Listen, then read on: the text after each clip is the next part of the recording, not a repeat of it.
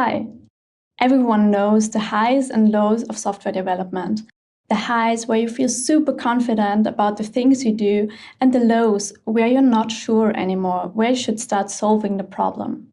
Especially when developing SDKs or libraries, this is the journey you're on most of the time. Or how I like to call it, the roller coaster ride of software development. It's a crazy ride, but it's definitely fun.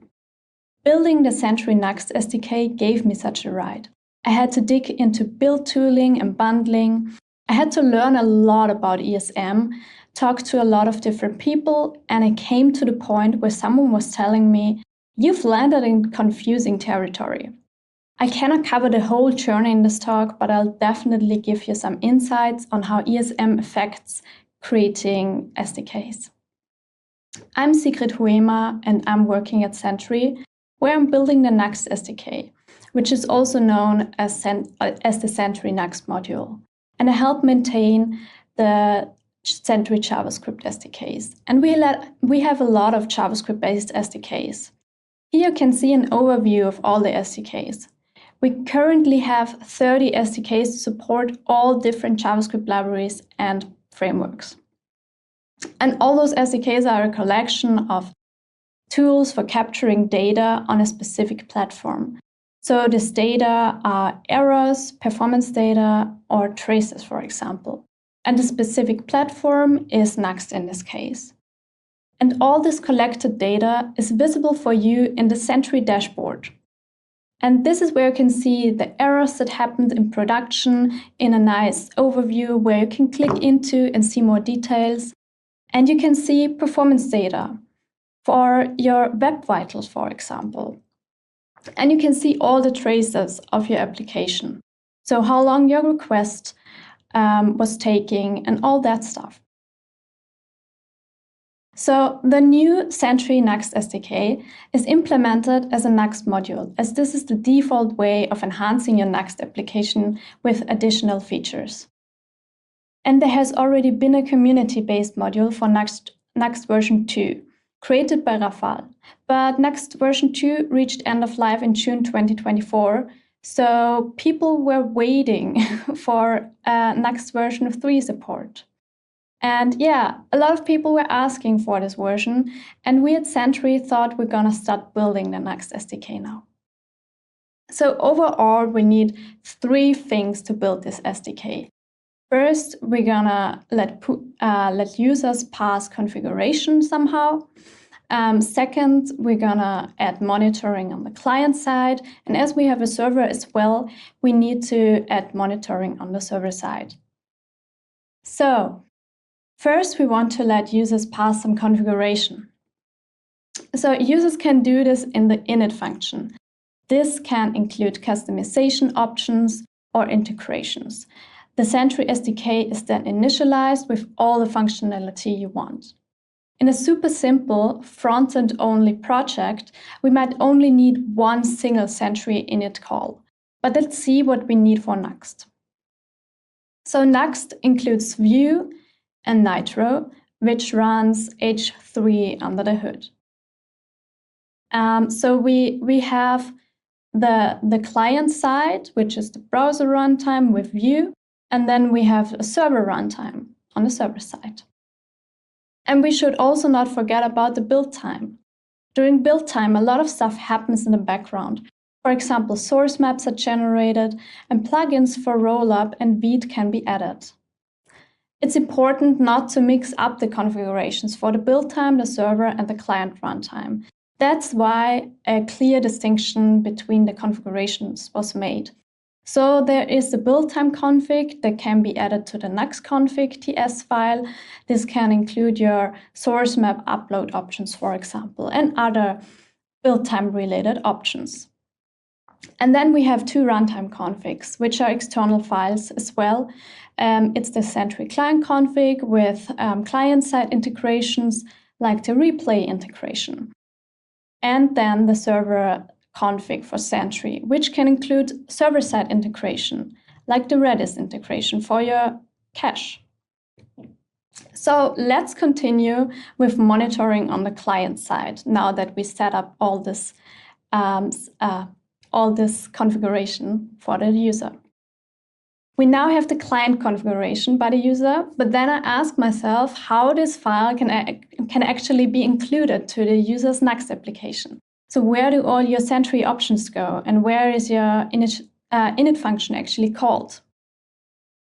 So in a Nuxt module, you can include different plugins which are doing things during runtime. In Sentry's case, that's, for example, capturing errors.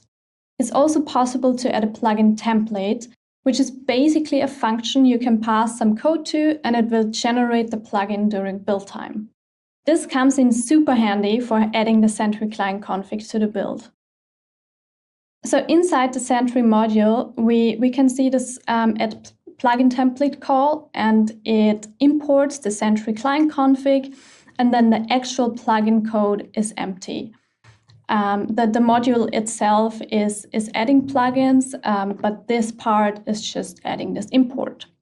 So now we're gonna import the Sentry config from the user, and the Sentry init call is done, and the client side is initialized with Sentry. So that works now, and we can continue with monitoring on the server side. So then I ask myself, how do I do this? Is it the same process? So we already have the module with the client-side plugin, so I might just add the Nitro plugin and also add a plugin template to include the server-side configuration. Well, it turns out it's not that easy. First of all, this function does not exist in Nitro. And we have another requirement, which is the OpenTelemetry compatibility on the server side. Since version 8, all our node-based SDKs are using OpenTelemetry under the hood to collect traces. So OpenTelemetry, it's also known as OTel, is a vendor-neutral open-source observability framework for instrumenting, generating, collecting, and exporting telemetry data such as traces, metrics, and logs. There was just one problem. I had no backend traces, and the SDK could not collect them. So I had to look more into how OpenTelemetry works under the hood. So I found out that OpenTelemetry uses monkey patching to auto-instrument applications. So in case you don't know what monkey patching is it's modifying existing functions or objects during runtime. So imagine having a banana, but it's already grown, so you decide to give it chocolate spots. So we monkey patch the banana, and after that, the banana has some chocolate spots on it.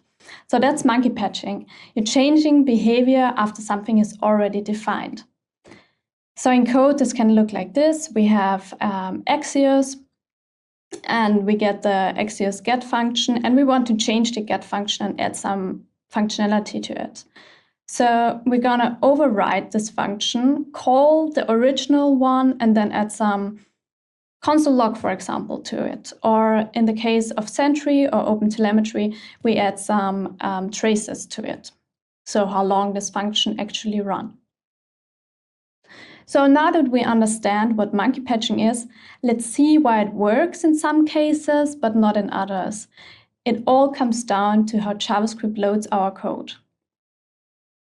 So module loading in CGS is like reading a book line by line. The CGS loading algorithm goes also through line by line. So at first, we're going to assign this name variable. And then in the second line, we're going to load the module A because of the require call here. Then this whole file is evaluated. In this file, we're going to export the log module function, and then we return to the other file. And here we can log module A because we just defined this function. Because of this line-by-line mode, CGS is also called synchronous.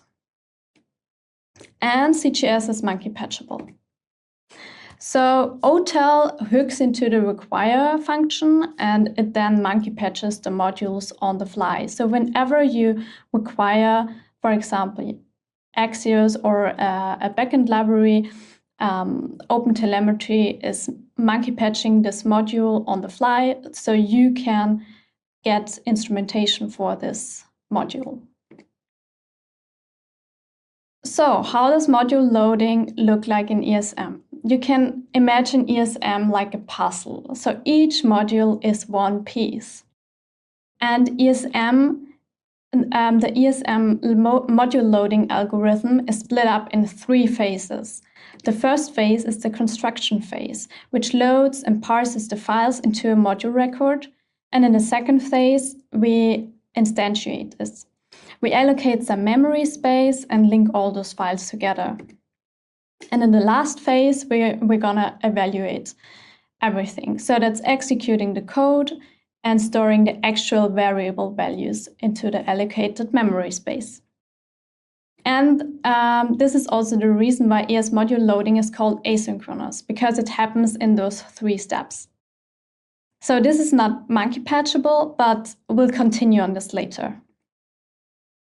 So writing ESM syntax is not the same as running ESM, because usually when you build an application which is using import statements and the ESM syntax, it's usually compiled to CGS. So when you look into the build output, you have require calls. But Nitro is a modern server-side toolkit which uses ESM in the build output. So we have .mgs files in the build output. So yeah, turns out OpenTelemetry currently only has limited support for ES modules. And that's because of monkey patching. That's not possible in ESM, right? So now we don't have monkey patching for ES modules. And how do we use OTel then? I was kind of questioning myself there at this point. So as already mentioned, the module loading algorithm has different phases. And the immutable import bindings are created during the linking phase. So that's the second phase, here where we link all the files. This phase can also be seen like as the puzzle is assembled. So all the modules are in place and you cannot change anything after that anymore. So you cannot change the imports after this happens. So the loading in ESM can still be customized with loader hooks. And this happens in the construction phase, in the first phase, where we load the files and we can hook into how this loading works. And this is kind of like monkey patching. So yeah, let's try this. And this requires the user to do something as well, because the loader hook has to run before the rest of the application. So each user has to add this CLI flag import with the hook has to add this to the node call when you run the server. And this works. So yeah, now we have backend traces, but we have bad developer experience because everyone has to add this import CLI flag. So yeah, I was able to find a way to solve this without having users to add the import flag, and that's the import expression, which is also called dynamic import. So the import, the dynamic import imports all the code that should be run after the loader hooks are registered. So what I did is building a roller plugin that's changing your output a little bit. So the Sentry init call is called before you dynamically import your server. So this ensures the correct order of execution. And what's also maybe good to know as a side note that import is not a function, although it looks like one. So yeah, now we have backend traces, and we also have a nice developer experience.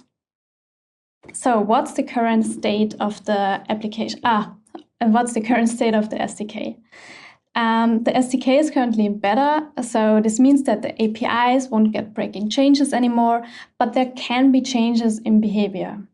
And yeah, I would be super happy if you test it out and file an issue if any problems occur. So feel free to head to the Sentry docs and set up the SDK. It's really just a few steps and super easy. Thank you, and I'm curious for your questions. Yay, thank you, Sigrid.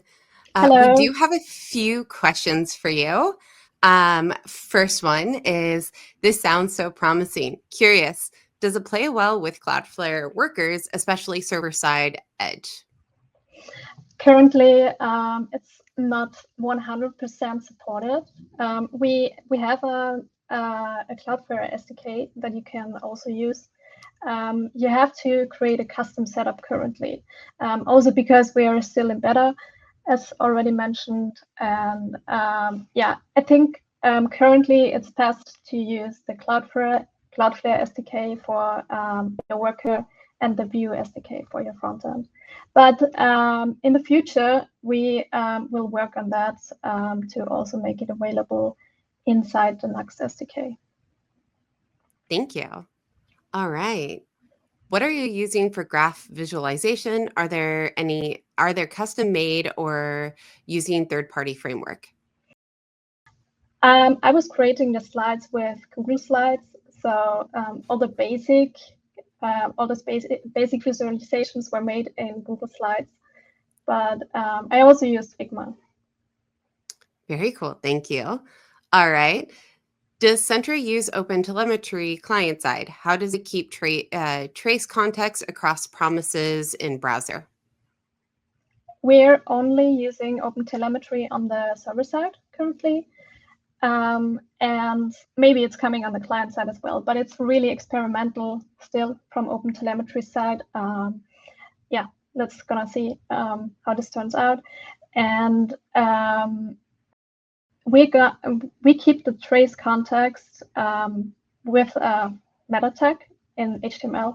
So when the server is creating the HTML and the Sentry is initialized on the server side, the server creates a trace ID, and this ID is injected into the HTML.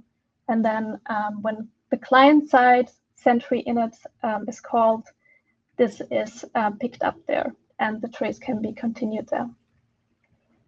Perfect. Well, thank you so much for joining us today. We greatly appreciate it. Thank you.